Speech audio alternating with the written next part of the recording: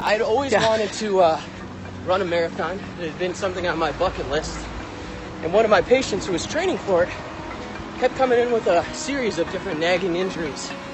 And after talking with her, we discussed that, that happens with training and different ways that we could modify her treatment plan. And as we were going through it, she was saying, but how would you know? You haven't gone through this. You haven't done this type of training. So she kind of inspired me to walk the walk or run the run.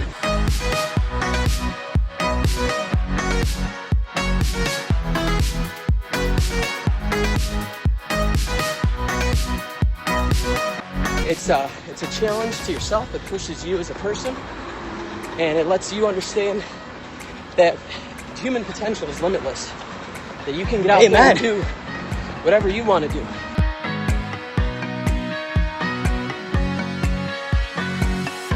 During my training, I suffered a lot of injuries. I had a calf strain, I had a hamstring strain, and I also experienced some sciatic pain. Oh, some would say those all could be tied under the same umbrella, but as I progressed, things got worse.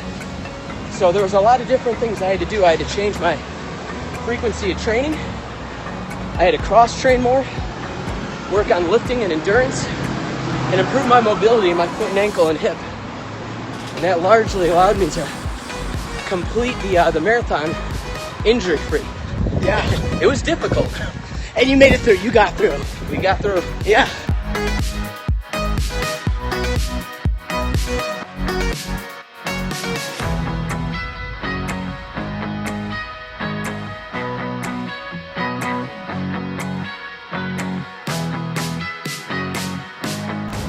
We always want it to be in that zone that once you have, if you're training through an injury, you want to see consistent improvement. And that has to do with the loading that you're putting on that tissue. You don't want to put it to a point where it's, in the red zone all the time. You want to peel back and get some relief. And a lot of times, it's seeking a coach, a professional, or someone who can give you an outside view if what you're doing is not consistently working. Yep. And I had to do that as well. I consulted other physicians, other people in the field, and it gave me a lot of relief. Yeah, it's kind of hard to treat yourself, correct? We only know what we know.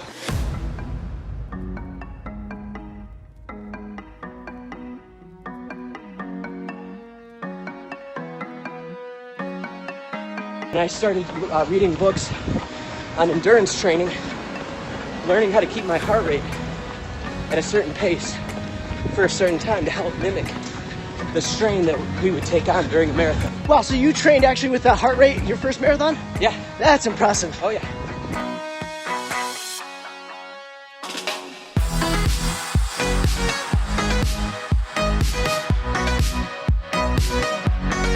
All right.